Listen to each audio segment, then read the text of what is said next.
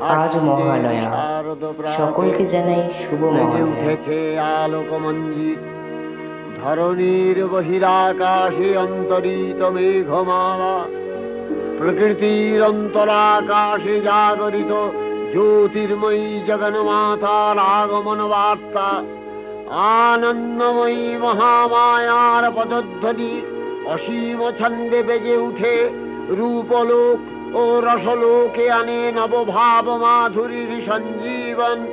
তাই আনন্দিতা শ্যামলী মাতৃকার চিন্ময়ীকে মৃন্ময়ীতে আবাহন। আজ চিৎশক্তি রূপিণী বিশ্বজননীর শারদশ্রী বিমণ্ডিতা প্রতিমা মন্দিরে মন্দিরে সবাই অপেক্ষা করুন এক্সপার্টের জন্য।